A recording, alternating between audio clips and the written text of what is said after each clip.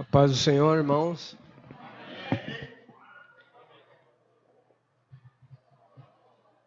Esse tema tem sido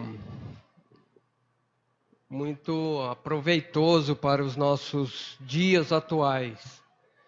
E a escolha foi muito certeira, né, irmãos? O pastor que escolheu o tema, mas diante dessa situação que estamos vivendo, as crises e os momentos espirituais que já foi falado aqui largamente e com propriedade pelos irmãos, é um lembrete.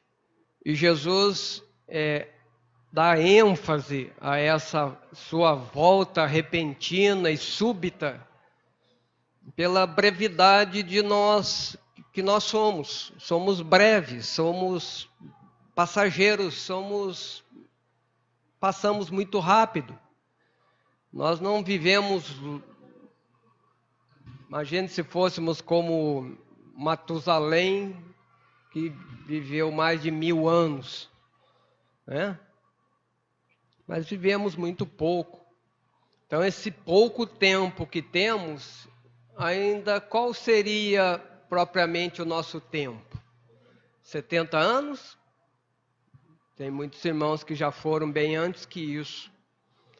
Então, por estas questões da nossa brevidade, da nossa fragilidade, a importância desse tema, de estarmos sempre relembrando isso. Parece que já sabemos, parece que é um falar não tão novo assim para os nossos ouvidos, mas necessário, né?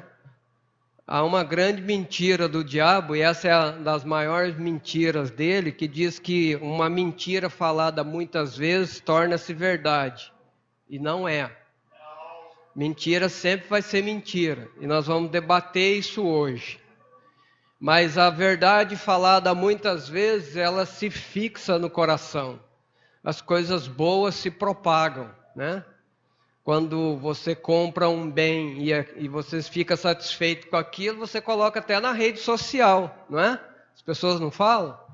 Olha, compre esse bem em tal loja que eu comprei e fiquei satisfeito. Então, as coisas boas as pessoas divulgam. E as coisas más sempre vão ser más, irmãos. Nunca vão deixar de ser más. E o nosso tema da volta de Jesus é maravilhosa. Aliás, é para isso que a igreja se reúne, para esperá-lo, né? Para ter uma reunião solene lá nos céus. E hoje nós vamos falar um tema que talvez seja um tanto assim estranho, mas nós vamos, junto aqui com os irmãos, que Deus nos dê graça para poder passar aos irmãos essa riqueza, né, que está nesse estudo e nesses versos aqui que nós vamos estar meditando junto. Doces mentiras sobre a volta de Jesus. Primeiro que doce, o que significa doce, né? Qual seria o intuito do nosso teólogo quando colocou doces mentiras? Doce é um sabor açucarado, né? É um paladar açucarado, com gosto de mel. Ele não é azedo, ele não é salgado, ele não é amargo. Isso pelo dicionário Aurélio. Ele faz bem ao espírito, o Aurélio diz. O doce faz bem ao espírito, lógico, é um sentido figurado da palavra. E ao paladar, é suavidade, é brandura, tudo isso é doce. Então, doces mentiras são sutis, suaves, são gostosas, são palavras agradáveis, são coisas que nos massageiam, que nós gostamos de ingeri-la, ou nós gostamos de comer boldo na hora da refeição. Quem gosta de comer boldo? Às vezes eu ingiro eu tenho problemas hepáticos e eu tenho que fazer lá pastor? É horrível, é horrível. uma erva amargosa e horrível. É bom para o fígado, mas não é um paladar agradável, não. Mas uma gelatina né? Ou um doce, um pavê, algo assim, é gostoso, não é? Pois é. Doces, parece que há um contrassenso aqui, né? Doces mentiras. A mentira, para ela ser aceita, ela tem que ser agradável, né? Jesus foi abordado pelo diabo lá no deserto e ele estava numa situação amargosa, numa situação desastrosa, 40 dias sem comer no deserto, e o diabo apresenta coisas doces, agradáveis, bonitas de se ver, aprausível, e leva ele a um lugar bem alto, onde ele possa ver todas as maravilhas do mundo, e apresentou coisas boas, entre aspas, né? Mas não apresentou coisas ruins ao Senhor, ou seja, que não satisfaça o homem e a sua carne. Mas embora era algo que era uma mentira absoluta, né? Uma mentira que, para que tudo aquilo fosse do Senhor, ele deveria adorá-lo. Mas é adorar ele que não é nada, ele não é o Senhor. Então era uma grande mentira que ele estava propondo ao Senhor, de uma forma doce, suave, de uma forma sorrateira. E nós devemos estar muito bem atentos e apercebidos a esses tipos de doutrina e de fala que parece ser muito boa, uma proposta muito boa, agradável, mas a proposta do Evangelho a priori não é tão agradável assim. É renúncia, é amarga, é quebrar o modelo, né? É uma quebra, uma ruptura do modelo que nós estamos, de urgia, de uma situação cômoda do mundo para uma situação de santidade. O Evangelho propõe isso, não o contrário. Então, quando vem uma coisa assim, quando o preço do negócio é muito barato, tem coisa aí. Quando o produto está muito barato, tem que... Percebe? Quando está muito doce demais, alguma coisa tem. Então nós vamos falar dessas doces mentiras sobre a volta de Jesus. E o nosso texto está, ou um texto áureo, né? Está lá em Mateus 24, 37. E como foi nos dias de Noé, assim será também a vinda do Filho do Homem. Vamos falar sobre esse tema. E o nosso texto estará em Mateus capítulo 24. Mas antes de eu entrar propriamente nessa temática, eu preciso falar para os irmãos algumas visões escatológicas que rondam o nosso meio, né? Escatológica porque sobre o estudo do fim dos tempos. E teológica porque está inserido na doutrina evangélica hoje, né? Depois da reforma se estudou muita palavra, apareceu muitos estudiosos e foi se gradeando entre eles em certas questões e se diversificando em coisas que acabou virando mais tradição que doutrina. É como os fariseus. Nós vamos tratar dessas visões, mas Jesus falou disso lá no começo. Os irmãos abram, por favor, em Mateus capítulo 15, é só a introdução, tá? Mateus 15, verso de Mateus 15. Os fariseus tinham a tradição escrita de interpretação e aplicação das escrituras. Ou seja, eles pegavam a lei e interpretavam elas e criavam com isso tradições. Mas as tradições são acréscimos da lei. Eles tinham até leis muito mais severas do que propriamente a lei pelas tradições dele. Ou muitas vezes até apagava-se totalmente o sentido original daquilo, pela tradição deles. Então eles interpretavam de tal modo, e a interpretação deles parecia ser algo assim, muito mais notório do que a própria lei. E as pessoas davam ênfase ao que eles falavam, mas era uma visão deles, percebe? Porque eles não tinham como verificar isso, eles não tinham como conferir isso, eles aceitavam o que eles diziam. Eles invalidavam a lei pela tradição deles. Até parecia ser muito boa, como que lavar as mãos, Mas os encargos colocados por eles não trazia santificação alguma. Muito pelo contrário, até iludia o homem em coisas totalmente inúteis e sem sentido algum. Jesus falou e repreendeu a eles a respeito dessas questões de tradição.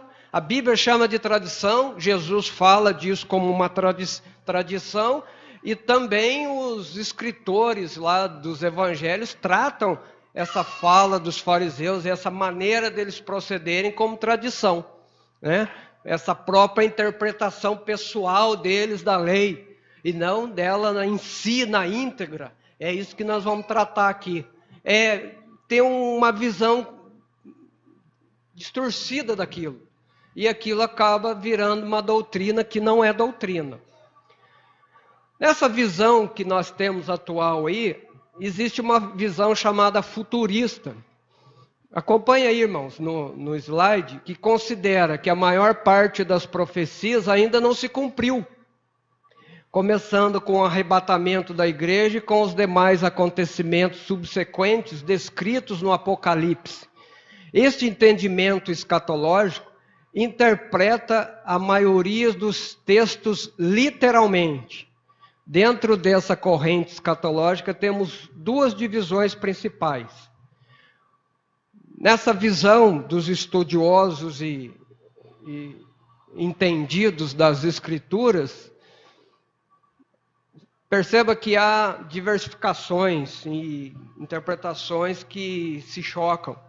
Por exemplo, a pré-tribulacionista entende que a igreja será arrebatada antes da grande tribulação. Nós vamos falar também dessa grande tribulação. Pós-tribulacionista ou pré-milenista entende que a igreja é arrebatada ou durante a grande tribulação ou depois dela. Isto é, a igreja arrebatada antes do período denominado milênio. Então, há correntes diversas, de pensamentos diversos, e como se isso fosse uma doutrina. Nessas visões, há uma pior ainda. Eu não trouxe todas o que está na lição, porque o nosso tempo é pequeno. Eu trouxe aqui, é mais pertinente ao nosso estudo, que mais nos afeta, tá? Em outro momento nós podemos trazer toda ela para os irmãos, que é riquíssima, porém tomaria mais tempo. Eu não vou falar muito dela em si, mas nós vamos debater nas Escrituras esses pensamentos. Além da corrente teológica escatológica, somam-se a ela os diversos tipos de entendimento sobre o livro do Apocalipse. Além dessas correntes que parecem ser, né, dogmáticas e se pegou em todas as igrejas, tem uma interpretação, né, propriamente da escatologia, né, e que as pessoas querem entender o Apocalipse, mas acaba divergindo ele muito. E se você for ler o Apocalipse da forma como os teólogos modernos explicam, eles mesmos não se entendem. Eles mesmos estão, parece que se contradizendo em muitos momentos. E uma teologia que é nociva, é perigosa, que nós vamos falar sobre ela, é sobre a teologia da conspiração. Esse entendimento secular influenciou muitas correntes escatológicas, das quais se desenvolveu os entendimentos teológicos de um anticristo humano e uma grande tribulação dirigida pelo anticristo e uma seita que a introduzirá no governo e domínio mundial. Primeira coisa, nós temos que tirar toda a hipótese de que o homem em si, né, como o anticristo humano, isso é totalmente improvável pela brevidade do homem. Um anticristo humano. Eu me lembro que os dois presidentes na época, o da Rússia e dos Estados Unidos, se eu não me engano, foi o Bush e acho que é Brezhnev, presidente russo. Eles se reuniram numa cúpula lá em Davos, na Suíça, e os repórteres do mundo inteiro estavam lá e diziam, eles iam decidir a paz do mundo, porque estava em iminência da guerra, aquela época da Guerra Fria, estava quase que um conflito nuclear entre as nações. Mas diz assim, os homens mais poderosos do mundo vão decidir a paz mundial. Ora, passa alguns dias e os dois morrem, né? Pelo menos o russo morreu primeiro. Eu fiquei pensando, mas cadê o homem mais poderoso do mundo que ia decidir a paz mundial? Isso é ridículo. Falar que um homem, um ser humano, teria esse domínio de se voltar contra Cristo, de ser o anticristo. Irmãos, uma pequena gripe nos torna febril e de repente nos leva daqui. Como que nós vamos nos opor a Deus? Ser o anticristo, aquele que luta contra Deus humanamente. Isso é ridículo, irmãos. Uma ideia totalmente sem fundamento. Lógico que é um espírito que opera em cada um dos homens que se opõe ao Senhor. É um espírito. E nós sabemos que muito bem de onde ele é e quem ele é. Começou lá no céu, se opondo a ele, ou seja, querendo tomar o lugar dele. E desde então, essa confusão toda no mundo, essa desgraça em totalidade. Há também uma visão, além dessa que surgiu falando dessa conspiração, né? Essa grande tribulação que surgiria através desse homem do pecado, desse anticristo humano que se instalaria e seria algo desastroso, que a Escritura não fala disso, e nós vamos abordar esse tema. Para piorar, existe essa palavra chamada dicotomia. Dicotomia é uma palavra, eu vou até falar o significado dela, são dois conceitos antagônicos. Né? Por exemplo, a Terra, o nosso planeta, ele tem uma face clara e uma escura, não é? Ao mesmo tempo, não é assim? Aqui é noite e lá no Japão é dia.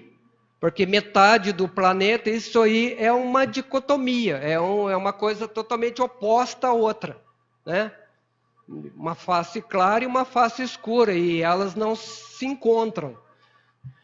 Também podemos dizer que é uma oposição entre duas coisas, por exemplo, o bem e o mal, são totalmente opostas, eles nunca vão se juntar e nunca, né? Sempre vão ser antagônicas, uma em oposição à outra. Então isso é uma dicotomia. E na questão da religião, o corpo, seria, na religião é a teologia que vai tratar da alma e do corpo. Existe ainda uma tricotomia, né? Que é da alma, corpo e espírito. Mas perceba como isso é nocivo. Então, são coisas opostas. Como se no homem habitasse o bem e o mal ao mesmo tempo. Tivesse alguma coisa boa no homem. Se o meu ser interior fosse de alguma coisa boa, que poderia aproveitar dele. Talvez o invólucro, não, mas talvez o miolo, né, o exterior talvez não, mas o interior talvez pudesse ter alguma coisa antagônica ao exterior, mas não há nada em nós que seria bom. Isso é totalmente abominável ao Senhor. Todo o ser do homem fora de Deus, não há nada nele que é bom. Nada, absolutamente nada. O homem fora de Deus não tem nada que se aproveite dele. Não tem um resquício no interior dele que é bom. É um entendimento antigo da divisão do ser humano em corpo e alma. Isto é, sustentando a ideia de que todo ser humano tem um corpo espiritual dentro de si, denominado alma. Assim, as ideias de imortalidade da alma, né, purgatório e um inferno físico. Uma região espiritual onde as almas condenadas sofrem. Lá elas se purificam por um certo sofrimento, como se o homem pudesse sofrer e tirar conclusões disso e ir melhorando e chegar num estágio de santidade. Isso é muito mais ridículo ainda, né? Surgiram uma região espiritual onde as almas condenadas sofrem, surgiram desse entendimento primário da dicotomia, percebe-se que a noção de dicotomia pode ser vista inclusive nas primeiras religiões mesopotâmicas, como dentre os sumérios, acádios e caldeus. Então nós temos que ter isso em mente, né? Então, essas religiões que surgiram, e falam que há algum resquício de bondade no homem e que há, porventura, alguma coisa que o homem possa fazer para ser salvo por ele próprio, isso é uma ideia totalmente oposta à palavra de Deus, aos conceitos de Deus e ao próprio Deus. Como se nós, independentemente de Deus, pudéssemos ser bons. Olha o que Paulo diz aos Coríntios: eu temo que assim como a serpente enganou Eva... Agora eu pergunto, a serpente enganou Eva? Não, né, irmãos? Isso é ridículo, essa ideia que a serpente enganou a Eva. Lógico que era o diabo. É o que diz lá em Apocalipse, né?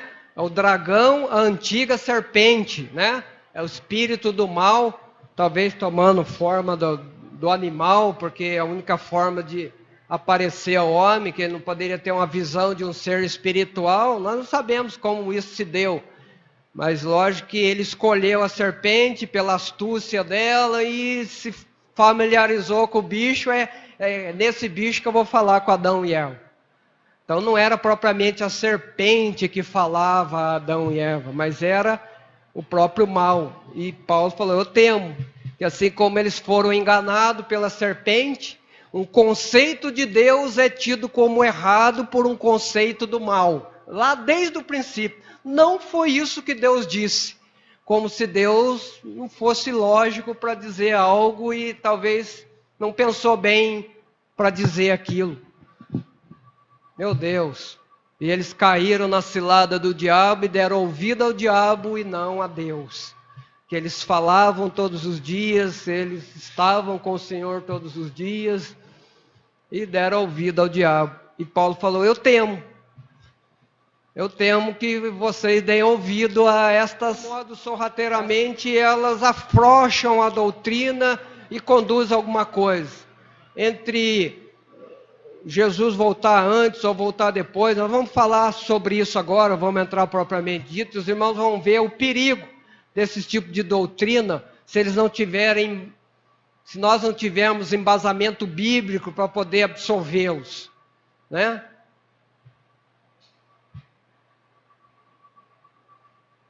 Vamos abrir no nosso texto, que nós vamos discorrer nele hoje, vamos aplicá-lo aqui. Mateus capítulo 24, verso 35. Porém naquele dia e hora ninguém sabe, nem os anjos dos céus, nem o Filho, mas unicamente meu Pai. E como nos dias de Noé, assim será também a vinda do Filho do Homem, porquanto assim como nos dias anteriores ao dilúvio, comiam, bebiam, casavam, davam-se em casamento, até o dia que Noé entrou na arca. E não o perceberam até que veio o dilúvio e os levou a todos. Assim será também a vinda do Filho do Homem. Como que vai ser a vinda do Filho do Homem? Podemos tirar uma conclusão do versículo 39, Jesus está falando. Como que vai ser a vinda do Filho do Homem? Jesus falou: dessa maneira vai ser. De que maneira? Eu até grifei ali. Não podemos mudar essas verdades, irmãos. Jesus foi enfático em dizer: e não o perceberam até que veio o dilúvio e os levou a... Teve oportunidade para eles? O que aconteceu? Veio o dilúvio e os levou? Aí Jesus disse: assim será também a vinda do Filho do Homem. Não ficou ninguém. Teve outra chance, outra oportunidade, teve um quebra-galho. Jesus falou, vai ser desse jeito. Isso é uma vigilância que Jesus está introduzindo neles, irmão. Está vigilantes. Os suricates são animais débeis, animais como o Rude falou aqui da pomba. Conhece os animaizinhos, os suricates? Mas eles têm sentinela, eles têm guarda, têm vigia. A colônia deles, por causa da raposa, eles são seres extremamente inteligentes e ordeiros. Eles têm hierarquias, como as formigas têm hierarquias. Tem sentinelas, tem guardas. E eles ficam vigiando a raposa enquanto os outros trabalham e fazem as atividades. Como aqueles homens ficavam nos muros, os vigias, e davam alerta dos inimigos, os suricates também fazem isso, estar alerta. É isso que Jesus está dizendo, ficar alerta. Como os suricates, não ser débil, ser tomado de surpresa. É isso que Jesus está dizendo. Porque não tem uma segunda oportunidade. Se a raposa vir, nós vamos morrer. Se a raposa ataca a colônia, nossos filhos, né? Estou falando como os animais, né? Eu estou me colocando no lugar dos suricates. Os nossos filhos estão como? Vão levar os nossos filhos, porque são muitas raposas.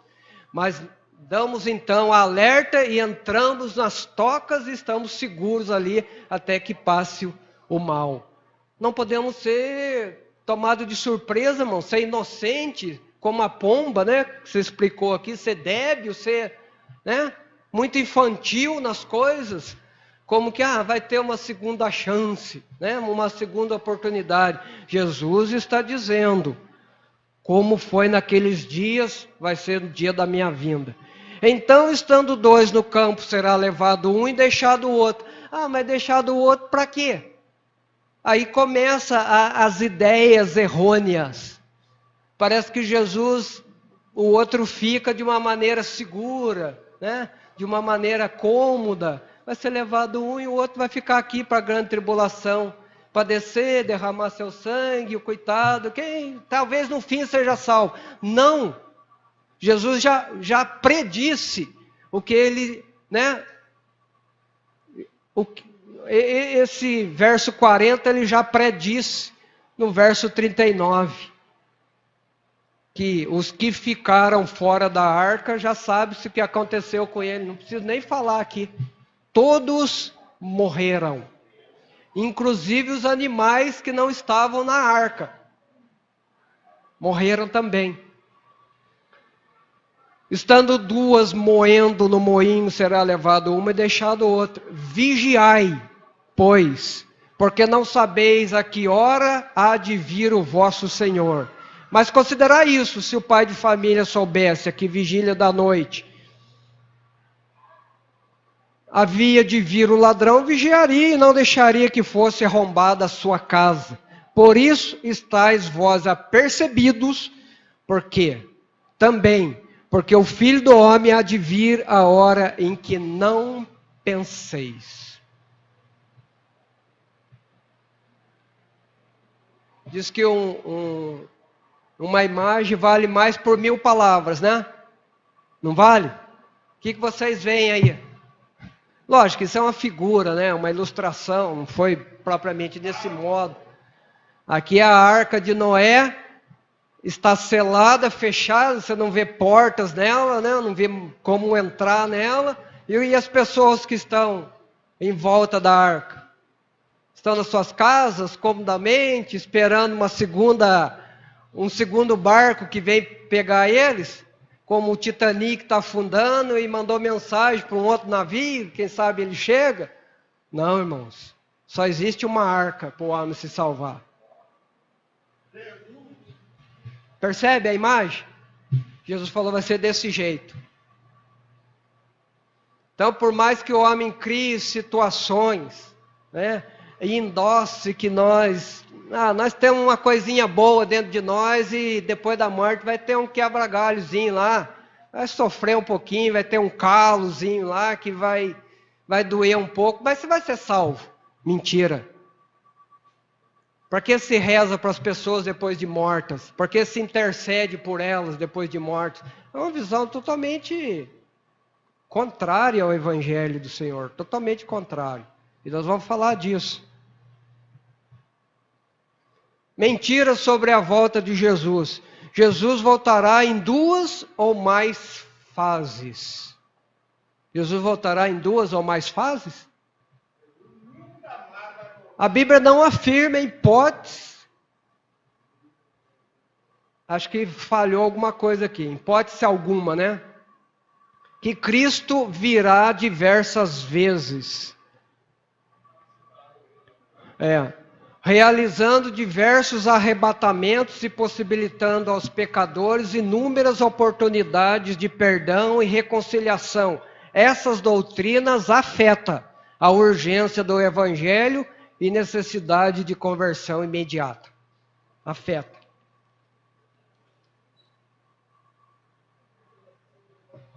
Então, se Jesus vier em 2 ou 3 ou 4 ou demais fases, isso afeta absolutamente a urgência do Evangelho, de se pregar o Evangelho a todo mundo e que as pessoas creiam nele para a sua própria salvação. Para que fazer isso então? Se há outras oportunidades, mas até sem o Senhor, pelo seu próprio sangue. Já nem precisa mais do sangue do Senhor, o seu próprio sangue é suficiente se você derramá-lo por si próprio. Eu temo, disse Paulo, que assim como a serpente enganou Eva no deserto, no jardim do Éden, vocês também sejam enganados. Paulo dizendo aos coríntios, com essas sutis, doces mentiras a respeito destas verdades de Deus, contra essas verdades de Deus. São sutis. Eu vou mostrar 2 imagens aqui aos irmãos. Em Mateus 24, verso 31, diz: E ele enviará os seus anjos com rijo clamor de trombeta, os quais ajuntarão os seus escolhidos desde os 4 ventos, de uma a outra extremidade dos céus. Como que Jesus vai vir mesmo? Só nesse pequeno versículo nós podemos fazer um panorama da volta do Senhor. Ele vem secretamente, ele vem quieto, ele vai pisar na terra. Muitos não vão ver e nem vão sentir isso. Quando vir Jesus já veio. É isso que o versículo está dizendo? Como que o versículo está dizendo? Jesus veio com rijo. Orgia, irmão, vai ser uma bagunça, vai ser um tremor, vai ser um temor. Os anjos vão tocar aquele negócio que vai ecoar no mundo inteiro. As pessoas vão desejar morrer. Vai ser com poder e grande glória. Nós vamos falar mais sobre esse versículo depois. Lógico, isso é uma ilustração muito fraca disso, não é? Mas perceba que essa ilustração está mais de acordo do que essa. A diferença dessa para essa? Uma situação normal da terra, em que o homem está pisando lá no Monte das Oliveiras e ele se fende. Não há poder, não há grande glória, não há rijo e clamor de trombetas, não há anjos aqui, não há uma situação de poderio, nem de temor, nem de juízo, nem de manifestação da terra, nem o que Pedro disse, que essa terra se reserva como um tesouro para o fogo. Eu não vejo nada aqui. Eu vejo um homem, simplesmente um homem, embora eu só veja os pés dele, mas eu não vejo em glória absolutamente, pisando lá no monte. Mas o que a palavra diz seria mais ou menos algo como isso aqui. Mas vai ser tanta glória. Às vezes eu fico abismado com Deus. Às vezes a gente que estuda um pouquinho as coisas seculares, por exemplo, o universo. A gente que estuda um pouquinho do universo, um pouquinho das coisas materiais mesmo, como a própria criação, como que ela se deu. eu fico assim, meu Deus, eu fico aterrorizado com Deus, da grandeza que Ele é. Eu fico aterrorizado com Deus. Como isso surgiu do acaso, irmãos? A gente, para comprar um carro, a gente faz um carnê grande, né? Para pagar o carro. Mas se eu pudesse explodir o meu carro, eu tenho um carrinho velho, agora, pela misericórdia de Deus, eu comprei um mais novo e tenho um bom carnê para pagar. Mas se eu pudesse explodir o meu carrinho velho e aparecer um novo, eu faria. Talvez eu comprar alguns explosivos era mais barato do que eu comprar um novo. Vocês acham que o resultado de uma explosão é uma criação? Explode a sua casa para ver se surge uma melhor. Não, isso é uma ideia totalmente sem lógica, sem entendimento. As coisas nunca se organizam numa destruição.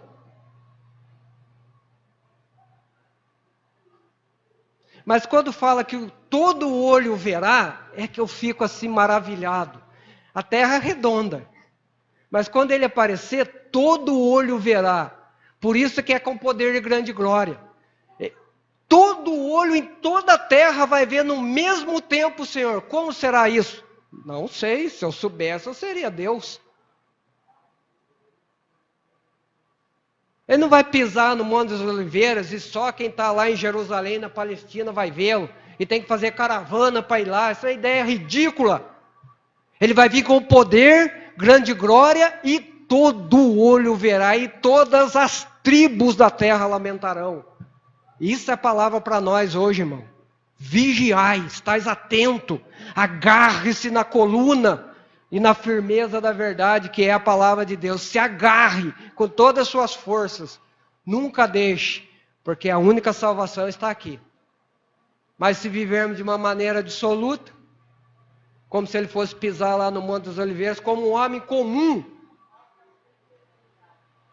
Olha a urgência, irmãos. Olha a urgência do Evangelho. Hoje, agora, nesse momento. Se ouvires a minha voz, não endureça o coração. Porque eles endureceram e não entraram no meu repouso. Não entraram na Canaã. Não entraram na terra prometida. Porque não deram ouvido ao Senhor. Hoje, portanto hoje, agora. E é refrisado novamente no verso 15. Hoje, se ouvires a minha voz, não endureçais os vossos corações como na provocação. Muitos foram fulminados aquele dia e morreram. E foram muitos os que morreram, porque não deram ouvido à voz do Senhor. Em Coré, Datã e Abirão, aqueles 12 que foram espiar a terra, convenceram aqueles homens, Deus havia o tirado com mão forte e poderosa, como se aqueles 12 ou aqueles 10 espias, fora Josué e Caleb, pudessem abrir o mar para que eles passassem. Tinham poder para fazer isso, mas agora eles vão dar ouvido a ele. Confiaram no Senhor quando estavam no Mar Vermelho, agora vão confiar em 10 homens que diz o Senhor não vai fazer isso conosco, porque eles são mais poderosos do que nós. Perceba a urgência. Perceba que é hoje, eu tenho que dar ouvido hoje, andar com o Senhor hoje, porque senão eu não entrarei na terra prometida. Qual é a terra prometida? Parece que vai ter um novo céu e uma nova terra aqui ainda. Como se não bastasse todas essas coisas, irmãos, ainda vai ter novos céus e nova terra aqui ainda. O Senhor falou, eu vou e voltarei e vos levarei para mim mesmo. Para onde eu estiver, vocês vão estar também. Essa é a urgência. Não tem outra maneira, irmãos. Essas coisas querem adoçar, tornar a coisa mais branda. Não é bem assim, gente. Vocês estão tensos demais, vocês estão santos demais. Percebe, irmão, que é uma cilada? Eu temo que assim como a serpente está enganando a muitas, pessoas estão andando dissolutamente, como se fosse no mundo, com roupas como se fosse do mundo, com gestos como se fosse do mundo, com ações como se fosse do mundo, não vão entrar na Canaã celestial.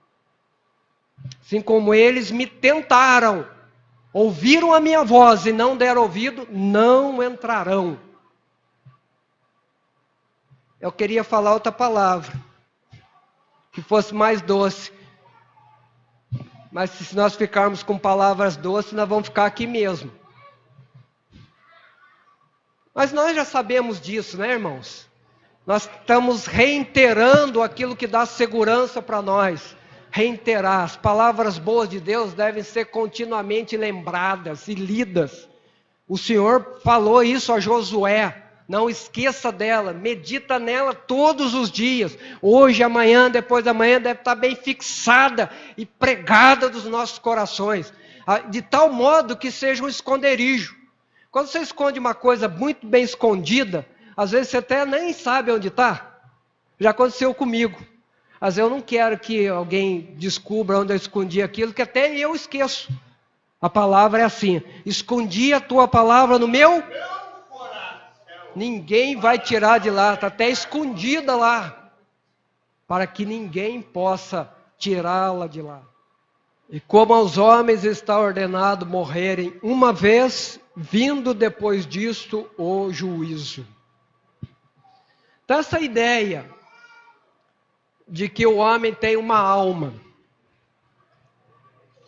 e que é uma coisa independente de Deus. O homem parece que um ser previamente mortal ou imortal. O homem tem algo que se possa vivificar dentro dele.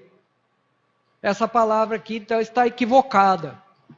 Como o homem está ordenado morrer uma vez, vindo depois disso o juízo.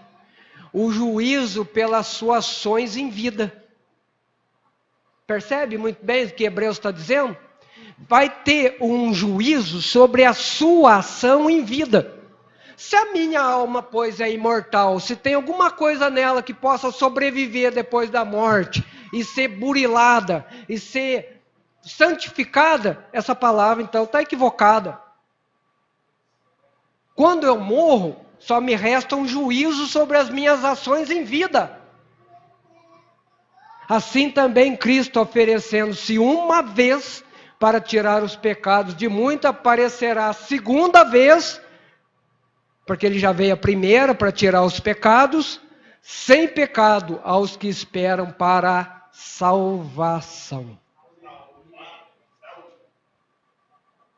Então percebe, irmão, que essas ideias, sorrateiramente, de uma maneira sutil, delicada, doce, meiga, vão nos levando para o inferno?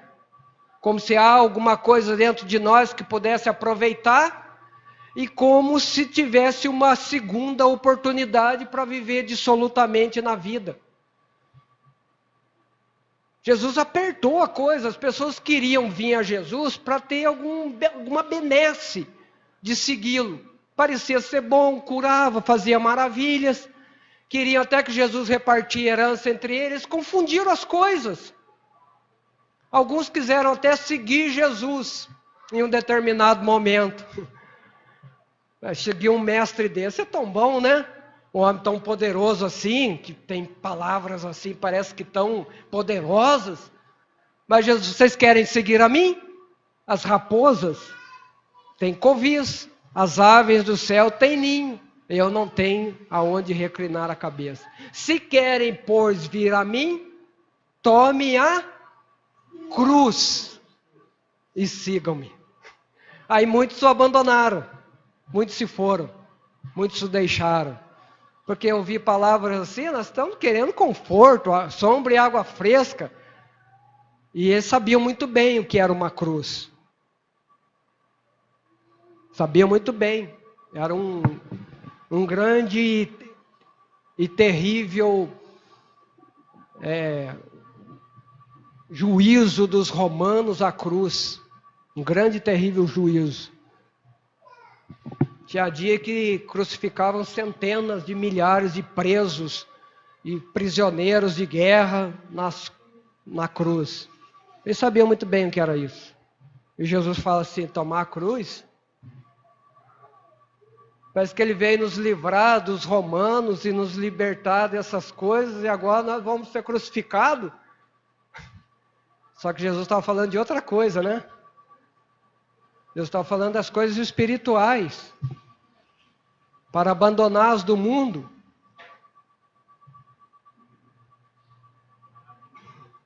Jesus voltará em 2 ou mais fases, é verdade? Se haverá inúmeros arrebatamentos no futuro, depois da grande tribulação, segue-se que o chamado à conversão no presente não é tão urgente assim. Por que nós estamos fazendo aqui, pastor? Perdendo nosso tempo, né? Na Bíblia, ou na verdade a Bíblia afirma que a volta de Jesus será uma vez só. A longanimidade é antes da sua vinda, não depois. O que é ser longânimo? É demorar para fazer juízo. Você faz mal para mim, você faz mal para mim, você é um cara ruim, você é mau, você é perverso. Eu sou longânimo para você. É antes da vinda, porque durante a vinda é juízo, acabou a longanimidade. Percebe isso? A longanimidade agora. Os homens estão fazendo o que querem, e Deus não destrói a terra. Deus está passivo, Deus está calmo, Deus está longânimo. Porque nisso eu vim para Jesus, você veio, muitos vieram, muitos chegam atribulados aqui, aceitam Jesus. Está tendo oportunidades, a longanimidade de Deus está agindo. Mas vai chegar uma hora, segundo Pedro, a longanimidade é antes da vinda. Percebe isso, não depois. O que eu acho maravilhoso na palavra de Deus é que ela não se contradiz. O que Pedro está dizendo aqui é justamente o que Jesus disse. Assim como nos dias de Noé será a minha vinda, Pedro está falando a mesma coisa. Nós sabemos que todas as coisas vão perecer na sua vinda. Que pessoa nos convencer? Que pessoas vamos ser? Sabendo que tudo vai perecer de repente? Se há segurança nele, se tem uma arca, e Noé lá, pregando, gente, vai ter um dilúvio. Diz que ele era pregoeiro da justiça. Gente, Deus vai mandar um dilúvio. Se arrependa do pecado de vocês. Esse velho está louco. E pum. Até que Noé entrou na arca, ele, a sua família e o resto. O que Pedro está dizendo? Ele é longânimo. Agora, mas o dia do Senhor virá como um ladrão de noite, ou seja, sem avisar. Sem avisar. Não é que sem ninguém ver, não. Veio, levou a igreja e ninguém viu. Não é isso. Está falando aqui, não vai ter aviso. No qual os céus passarão com grande estrondo. Parece que Jesus vem, o céu vai passar com grande estrondo e ninguém percebe. Vai ser tudo destruído, vai pegar fogo, os elementos ardendo, vai ser como se fosse um cataclisma nuclear. Os elementos se fundirão. Que calor vai ser isso? O universo vai derreter tudo e as pessoas não vão ver, pastor. Que incoerência, irmãos. Mas o dia do Senhor virá como ladrão. E os céus passarão com grande estrondo, os elementos ardendo se fundirão, e a terra e as obras que nela há se queimarão. Agora uma pergunta. O verso 11 e 12 é uma pergunta. Ele começa no 11 e termina no 12. Pode ver que tem uma vírgula. Agora, havendo pois de perecer todas estas coisas, que pessoas vos convencerem santo trato e piedade, aguardando e apressando-vos para a vinda do dia de Deus, em que os céus em fogo se desfarão e os elementos ardendo se fundirão? É uma pergunta que é feita a nós. Que pessoa nos convencer? Santos. Isso mesmo, santos. Porque os anjos do céu dizem, santo, santo, santo, santo. E só vai habitar lá quem é santo. Mas como que eu me torno santo, irmão? Tem Jesus para nos tornar santo. Não tem alguma coisa de bom dentro de mim, não tem uma alma dentro de mim. A minha alma, meu ser, meu corpo, meu espírito, tudo que está em mim é o meu ser. Essa ideia que tem até no nosso meio evangélico, que as pessoas morrem e vão para um paraíso, e fica lá numa boa com Abraão, Isaac, Jacó, e aquela coisa, até Jesus vir, isso é uma falácia. Fica no pó da terra, fica esperando a volta do Senhor. Aonde nós vamos não tem indústria, não tem louvor, não tem mais nada, fica lá inerte, em repouso. Não se pode ler mais a palavra, nem se converter, nem mais se atribuir nele santidade. É o que nós lemos em Hebreus, acabamos de ler. Aos homens está ordenado morrerem uma vez, vindo depois disso o juízo. Até que me prove o contrário, você é réu. Você é réu, irmão. Todos vocês são réu. Só quem vai absolver vocês é Ele. Esse é meu, esse é meu, esse é meu. E os que estão no sepulcro também vão sair de lá. Daqui a pouco nós vamos ler isso. Esse aí ninguém toca, esse é meu. Ele nos nomeou, nos deu nome, nos chamou pelo nome. Nós não somos escravos que não tem nome, temos um nome que não sabemos qual é, mas Ele vai nos chamar pelo nome. Qual é a segurança da salvação? É Ele, irmãos. Se nós não estivermos nele, Jesus mesmo falou lá em João 15, se vocês não estiverem ligados em mim, eu sou a videira, vocês são a vara, se vocês não estiverem ligados em mim, serão cortados e lançados no fogo.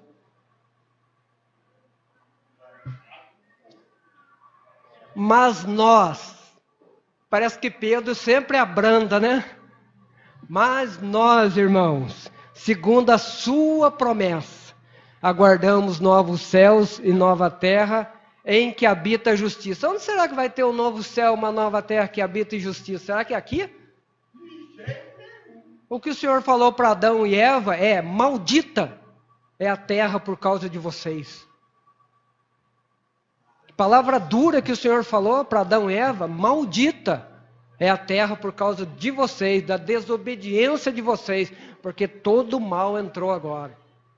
Mas aqui é uma outra, lógico, é uma figura, uma forma figurativa de se falar novos céus e nova terra, novo lugar de morada para os homens, novo habitat para os homens, aonde habita a justiça. Aonde habita a justiça? É onde Deus está, irmão.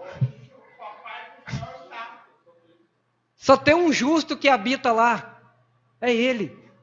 Onde que habita a justiça? Qual é a verdadeira justiça? Exatamente. Percebe essas pequenas situações que nos levam a errar? Pelo que, amados, aguardando estas coisas, procurai que nelas sejais achados imaculados e irrepreensíveis em paz. A gente só bota o dedo na tomada e leva choque quando a gente não conhece que aquilo dá choque e nos mata. Não é verdade? Mas a palavra de Deus nos diz: não bota o dedo na tomada que você leva choque. É o que o Senhor está falando aqui. Não viva uma vida do mundo e promíscua, porque eu vou vir. Eu vou vir. Em Hebreus diz: sem a santidade ninguém verá o Senhor. Jesus voltará em 2 ou mais fases? Será? A vinda como ladrão e a vinda sobre as nuvens do céu se referem à mesma vinda na qual ocorrerá o arrebatamento e o juízo final. Quando Jesus voltar como ladrão, ele sem avisar, ladrão não avisa, essa é a conotação, de repente, subitamente, não vai ter um sinal, parece que Jesus está como a chuva, né? Parece que Jesus vem hoje, está com jeito que Jesus vai vir, não vai ser assim. É essa a conotação, a brevidade da sua vinda, mas com terrível a sua vinda, terrível. Ele falou, né? As tribos vão se lamentar. Essa vinda como ladrão e a sua vinda nas nuvens do céu e o juízo final vão se dar todos no mesmo tempo.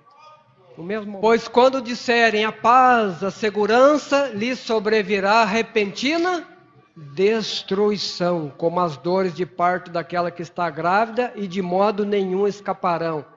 Perceba, irmãos, que Pedro também fala, né?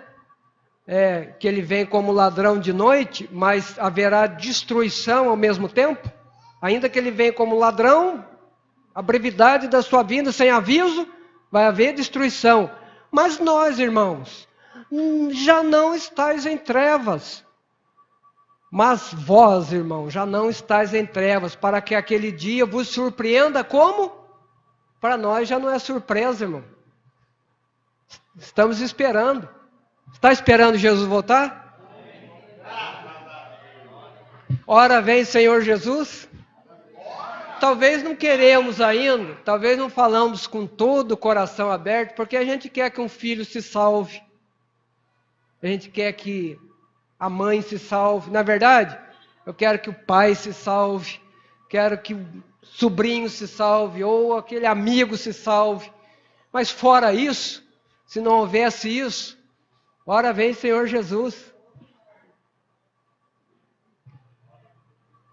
Pelo menos uma coisa é certa, o meu carnezão eu não vou ter que pagar. Não vou ter que pagar meu carnê, né, pastor? É o único jeito. O que vai sobrar, irmãos? Como diz, é só o pó, né?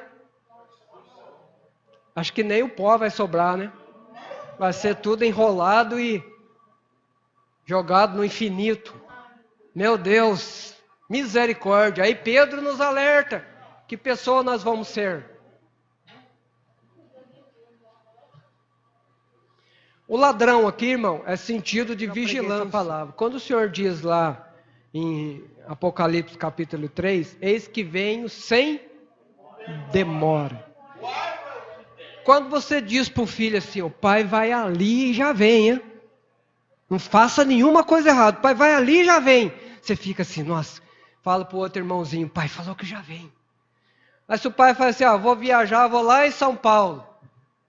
Nossa, a casa vira de perna para cima. Mas o pai falou, eu vou ali e já venho, hein? O que nós temos que fazer? Vai fazer coisa errada? Vai fazer coisa errada, o pai já está vindo. Fala para o outro irmão, o pai falou que já vem. Essa é a ideia, irmão. O pai já está vindo. Vamos fazer as coisas certas. O pessoal está andando de qualquer jeito, irmão. Aí quando o pai vem, não vai ser sentada, não. Quem é você mesmo? Eu sou seu filho, Senhor. Não conheço você? Não estou vendo sangue? O anjo chegou, irmão. Se viu sangue, ele passou de largo. Mas se não viu sangue nos umbrais da porta, está entendendo? Se tem sangue, sangue é o quê? Aquele que nos livra de todo pecado. Tem sangue? Não vai ter destruição. Vinde benditos de meu Pai. Não tem sangue, ele entrou na casa e teve morte.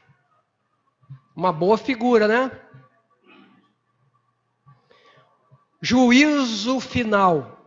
A vinda do Senhor vai ter essas conotações de surpresa, mas para nós já não é nem surpresa mais.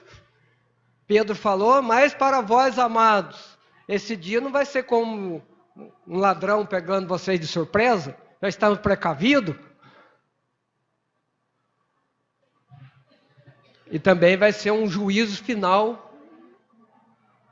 E também vai ser essa celebração. Olha, irmãos, como labareda de fogo, tomando vingança dos que não conhecem a Deus e dos que não obedecem ao Evangelho de nosso Senhor. Essa é a conotação. A vinda dele já vai se estabelecer esse juízo.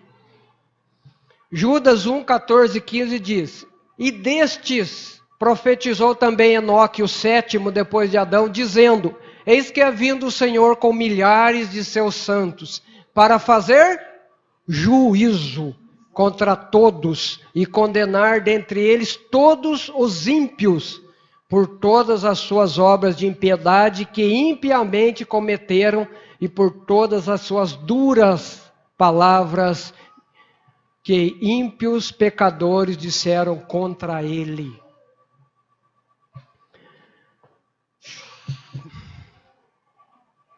arrebatamento dos vivos e dos mortos ao mesmo tempo.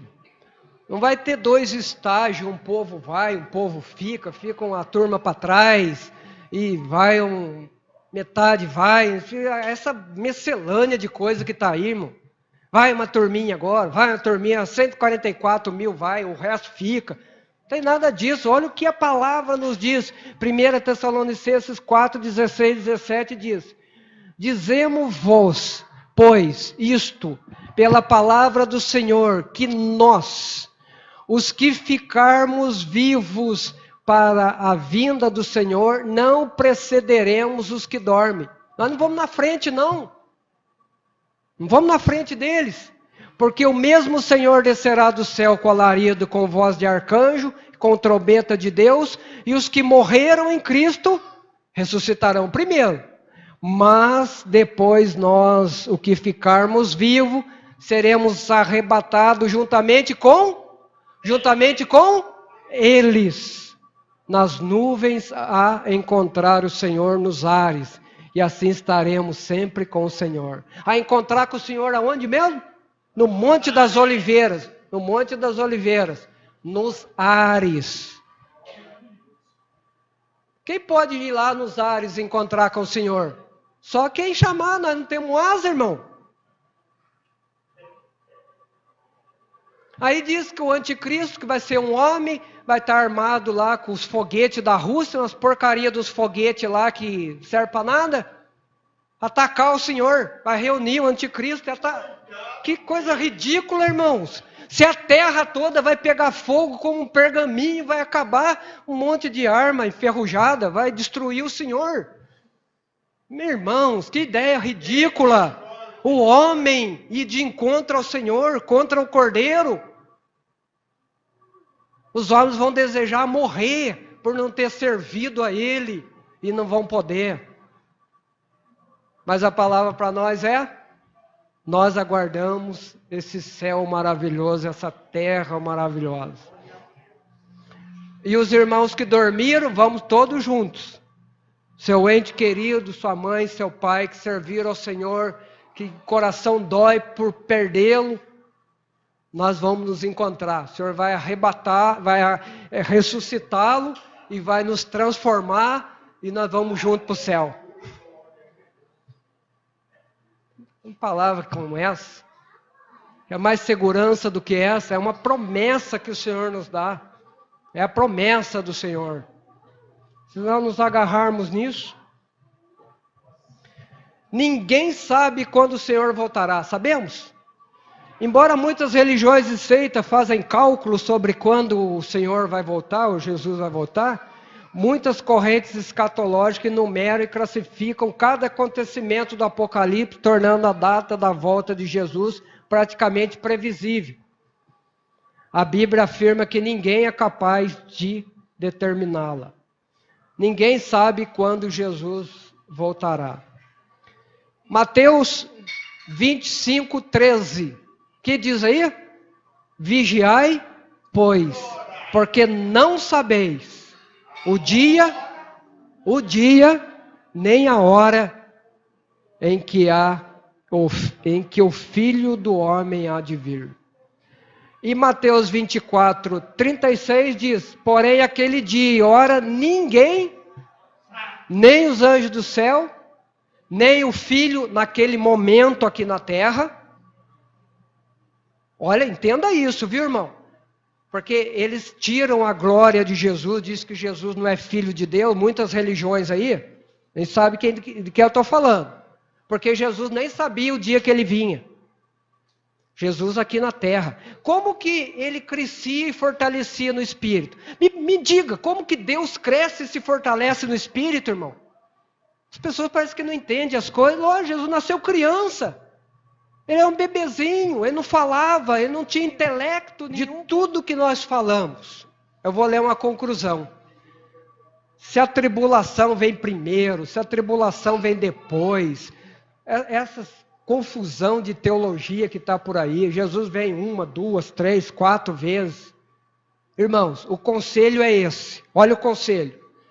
Nosso conselho é que o entendimento que o entendimento e interpretação do livro de Apocalipse, bem como a volta de Jesus, deve ser interpretado a partir da própria Escritura. Não é de livros, não é de conto, não é de própria Escritura. E não a partir de visões escatológicas desenvolvidas por homens. Devemos usar o método paulino, isto é, comparando textos com textos, versículos com versículos, coisas espirituais com espirituais. Perceba o que Jesus falou, Pedro falou também? Pedro não contradisse o que Jesus disse. Ele falou que Jesus vem, vai ter fogo e destruição. E Jesus mesmo disse, como nos dias de Noé, eu venho. Então qual é a conclusão? Então vamos ler 1 Coríntios 2 e 13. As quais também falamos, não com palavras de sabedoria humana, mas com as que o Espírito Santo ensina, comparando as coisas espirituais com as espirituais. Amém?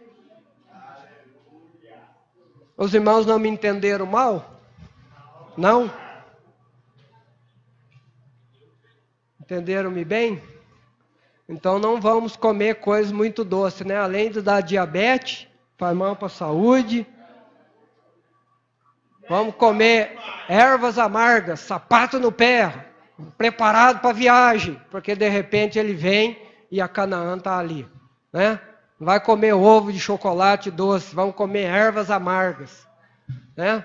Vamos comer a palavra cotidiana ali que nos alimenta.